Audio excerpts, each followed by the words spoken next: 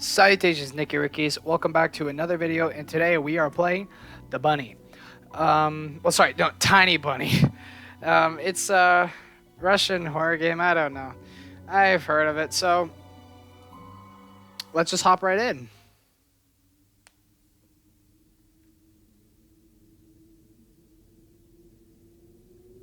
Okay.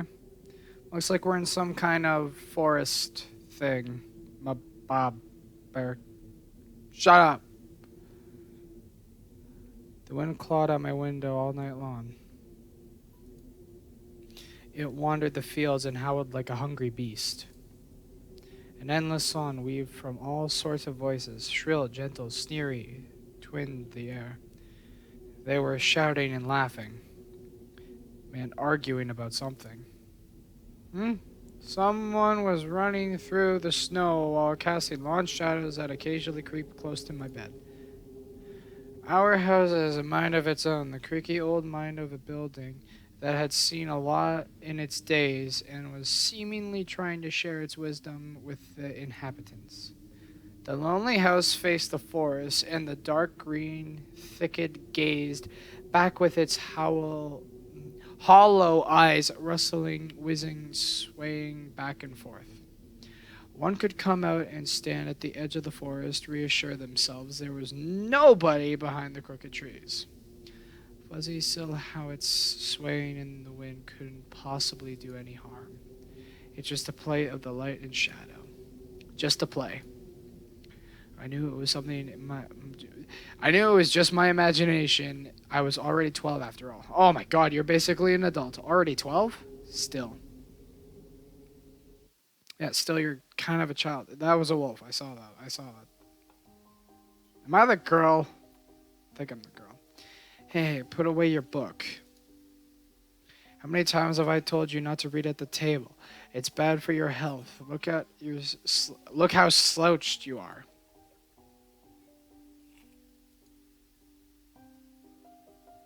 Oh, I'm the guy. I didn't protest and put the book about Conan the Barbarian. Terrible, terrible movie.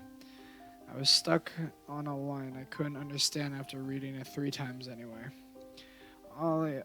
Alia had already finished her breakfast and was munching on some cookies. She was so enthusiastic she almost looked like the typical girl from commercials. You're not going anywhere until you finish all of it. I, on the other hand, was trying to drill a hole on the plate with my eyes as if it would make the porridge disappear. Hazy, anxious welled up inside. All because of the previous sleepless night, the black forest around our house, and the gloomy wind. The longer I waited, the colder and the lumpy white substance became. It looked like No, I'm just kidding. It looked like jellyfish from the Cousteau Odyssey. I love that show. I wonder how horrifying the bottom of the ocean is, or how cold the black forest is at night. The spoon fell out of my hand. Mom showered me with a cold glare from her green eyes. What did I just say? I'll get it. I had 10 seconds to catch my breath before battling the nasty porridge once again. I felt around the spoon. What is this? Carved on the other side of the table. Karina. Hey, that's my mom's name. I guess she carved it out with something pointy when she was little. She sure was a rascal. A little rascal. Damaging the furniture like that. She would scold me for a week if I did something similar, though. Should I remind her about it? No, she's been through. Fuck. I imagined her being my age, sitting under this table. I wonder, was Mom afraid of the dark back then? Or the sounds coming from the attic? Or the thick forest? You know, thick. I imagine my grandma coming into my little mom's room, sitting at the edge of her bed where Alia sleeps nowadays, and saying this is her soft, smooth voice. Tega is in a special place, little girl. It's watching you closely, sniffing you out, trying to discern what kind of beast you are. If you're a good sort, it won't abandon you in times of trouble.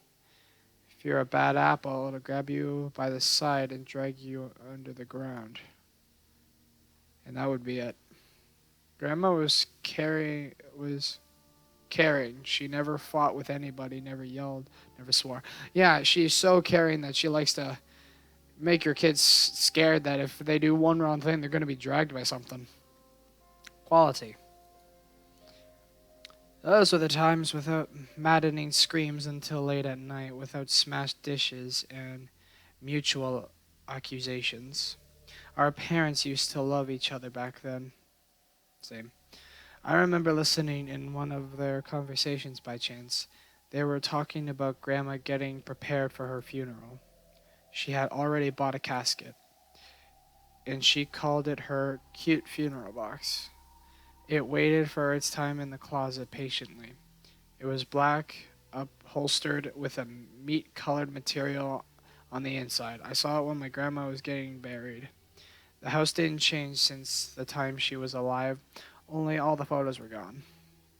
Glass-covered pictures with gray faces and ancestors. They all had a dead but watchful look in their eyes. I crawled out from under the table.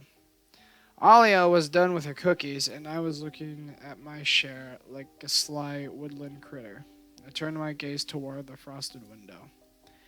There were a lot of dark pines outside, but they didn't grab my attention. The pattern of a forest formed a picture on the glass. Alia, look, it's a fox. Where?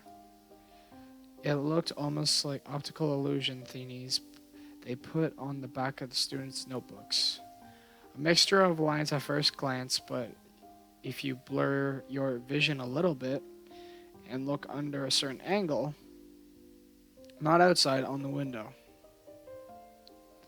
Look, there's the mouse, and here's... Hey, eat up.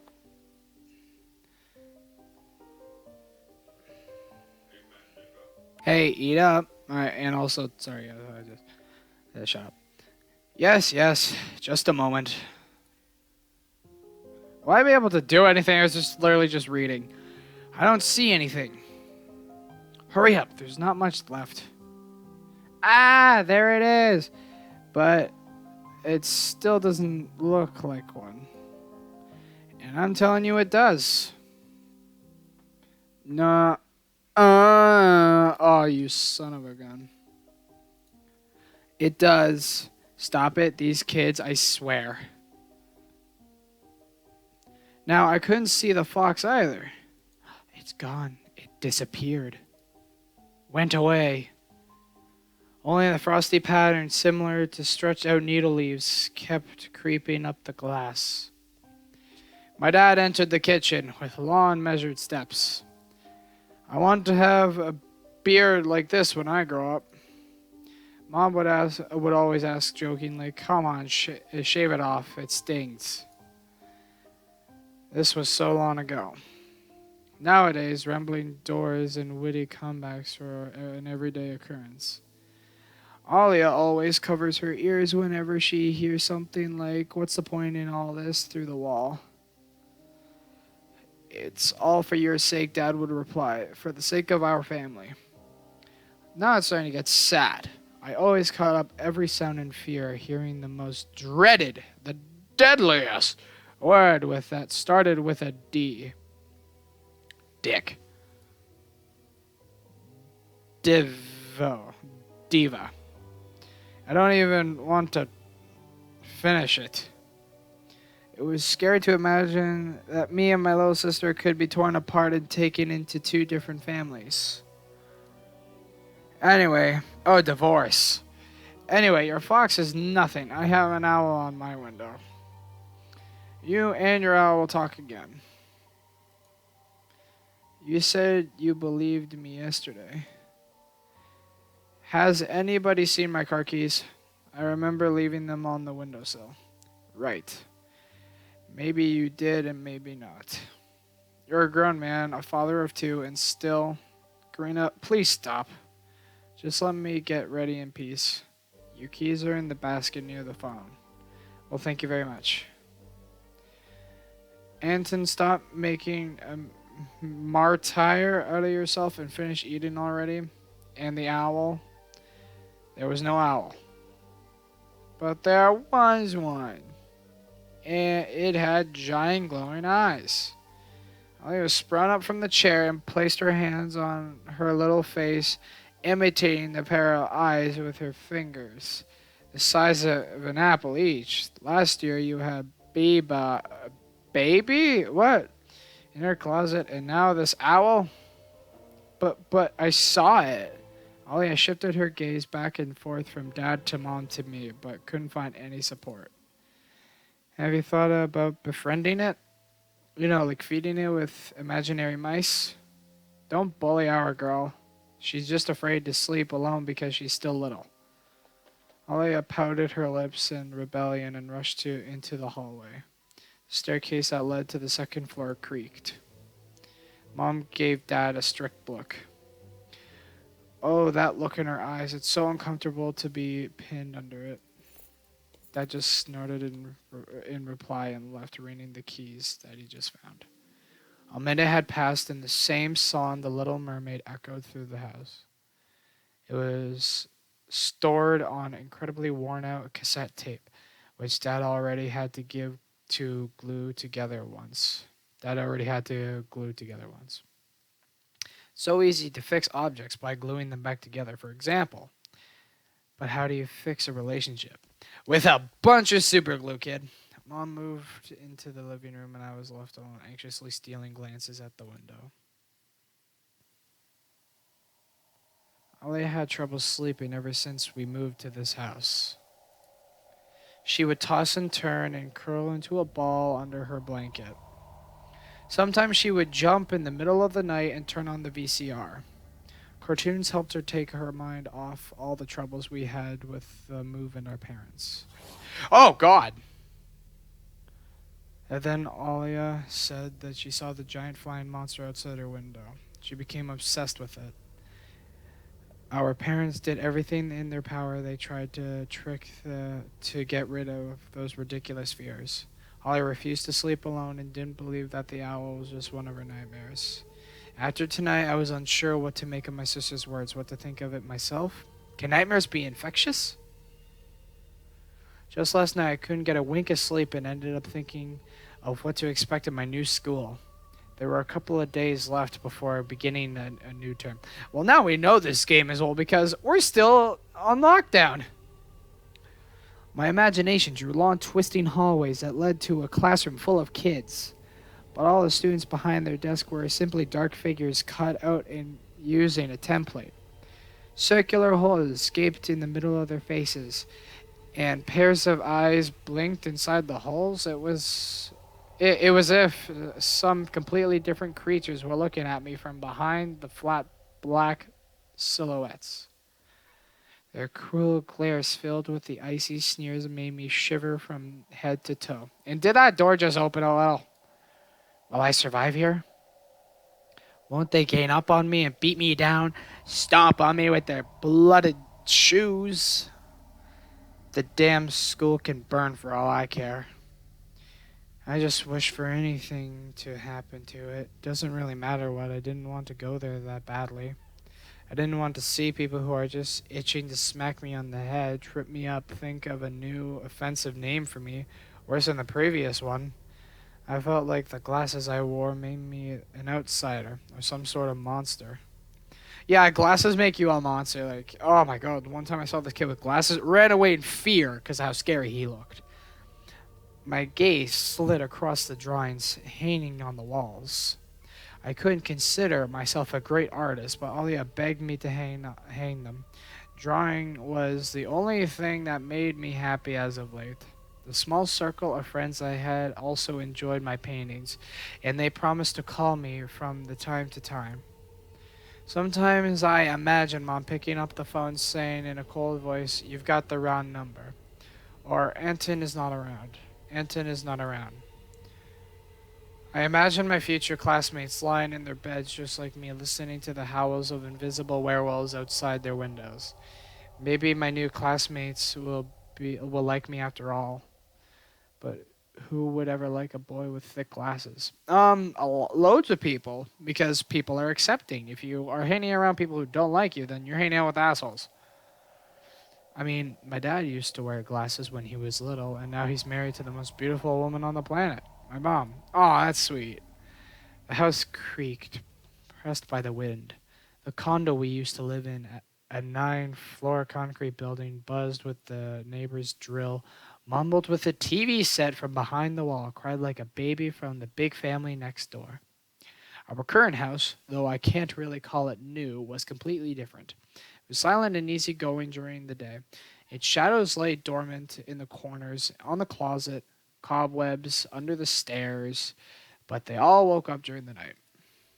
Something was watching me from every corner, almost as if the old photos of my diseased family with their Asian eyes were hanging out on the walls in place of my drawings. The floor was squeaking, rusty. Drains were moaning. The attic was occupied by noisy drafts. One could think the house was performing some sort of demonic melody. Then I realized I was, in fact, hearing music. It was already playing for a good while. Okay, I'm just going to say this here. This is a very depressing story. I don't know what these buttons do. Somewhere at the edge of my perception, I could hear a little flute. It was a mixed in the sound of the wind, of the creaking old house, and my thoughts too. I stood up and rushed to the window. I wanted to reassure myself that this music was nothing more than a product of my imagination. It's not like someone is playing it there and missed the cold, snowy night, right? No. Someone was dancing in the field. Those look like animals. Black silhouettes I could barely make out with the dark forest as their backdrop. They jumped around, basking in moonlight, bumped into piles of snow, rolled around, and crawled on all fours. Stories about wolves playing under the moon came into mind, but these were clearly not wolves. They stood upright at times, circled around, holding hands, and whipping up snow, disappearing into the shadows for a brief moment, and then coming back. Something bizarre was going on. Shadows dancing in the starless abyss made my imagination go wild, making me anxious at the same time. Suddenly, the music had stopped. The dancing shadows froze in place, and I could swear pierced me with their eyes. Oh my god, that is terrifying. What was that? One of the silhouettes immediately parted from the bizarre shadow carnival and sprinted across the field with giant leaps. I actually got really scared at that moment. Oh my god, goosebumps. It glided on squeaky snow with leaving any prints until it was devoured by the pitch black shadow of my house, which became even darker and thicker. My heart was jumping around like the bird inside a cage. I shut the curtains with a swift motion and stepped back toward the bed. They saw me. A freezing torrent of fear washed over me. I stood in the middle of a perfectly dark room and listened to some unwanted guests move and scrape around, looking for an entrance. The sound moved to the right, circled around the house. Now my guest should be at the front door. I jumped into bed, covered myself with the blanket as it could protect me. The shackles of my fear locked my muscles.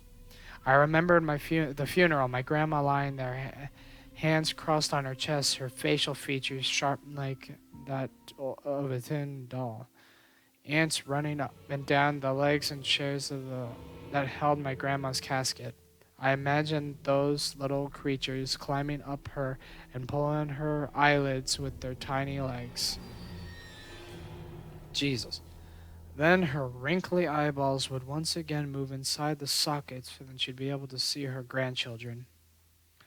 I was chanting the spell that she taught me throughout the whole procedure. And now, lying under the blanket and listening to squeaks and howls, I was repeating the same words. On the island of Byron, underneath the blemished sun of the sea of the color blue, stands in the cabin made of wood. There lay lard of ashen hair, for spawn of the devil's lair, to feast and always leave alone God's faithful servant named Atom. Evil leave this house must, ashes to ashes, dust to dust. Bizarre sounds had disappeared. I cautiously peeked out from under the blanket and saw curtains waving around like a hangman. And then the night doused me with a new portion of boiling terror. The sound scratched at my eardrums. In reality, something or someone was scratching at the front door, hurriedly clawing at wood, demanding to be let in. The door was shut. Dad had become very cautious recently, so he installed a sturdy lock. I remember him staring at the forest intently, as if he was looking for someone. Ashes to ashes, dust to dust.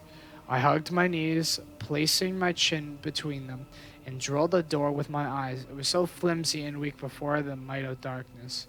And then the doorknob twitched slightly. It turned halfway once, twice, and as if the person who tried to enter had no hands. What? The doorknob tilted once more and then started clicking violently. Oh, God. My jaw cramped from fear. My wet fingers clutched the blanket. The door creak opened. The wind taunted me, moaning inside the tin drains. Now you'll see. The door was wide open. The darkness without the I thought they said coronavirus, with the carnivore's mouth of a doorway. Tony? Oh no, it's Tony. It was as if the night itself was calling out to me, flapping its black wings and squeaking with rusty hinges. I was trembling, ensnared by the web of darkness that hung the corners of my room, waiting for one who weaved it to come out of the gaping black hole. Tony! Tony! My abdomen tightened and my chest rose up, ready to exhale a desperate scream. But before I was able to do anything, the darkness asked me, Tony, you asleep? My sister's pale face protruded from the thick shadows. I screamed from relief. Alia, I'm not sleeping. Did something happen? Alia frowned and stuck her lower lip, a clear sign that she was about to cry. It's there again, staring at me. Shoo her away, Tony. Please? I'm so scared. The fear that was tormenting me just a minute ago crawled away and hid somewhere in my stomach. I needed to calm Alia down. Oh, poor Alia. It was a dream, silly. Don't be scared. Dreams don't bite. No one's going to harm you. Alia sobbed. She was trying her best to believe me. But was I sure myself? I have an idea. Let's go to our room, to your room, and watch the video. Sleeping Beauty, for example. You like the cartoon, don't you? Why does the Sleeping Beauty have a prince and I have this scary bird? The question took me by surprise. Alright, let's watch Cinderella. My thoughts became tangled, fuzzy. What was that? What studied me with its eyes while dancing feverishly under the moon? The darkness was clinging to the window, and it couldn't be fooled by Grandma's old chants. It couldn't be satisfied with the feast-off lard of a long ashen hair. Tony, you coming? Yes, just a moment. Dear God. I just jumped from my seat. I almost fell. Am I dead?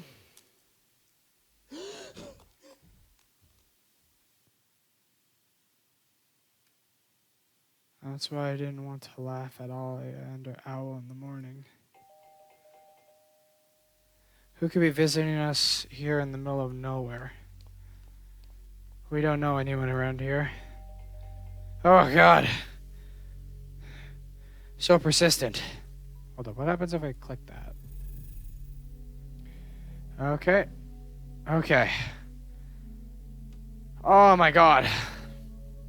So I think we're going to end it there for today. This game is really freaking cool. I will definitely be playing this to the end. I'm actually extremely curious. So I'll leave a link to the game in the description if you guys want to check it out for yourself.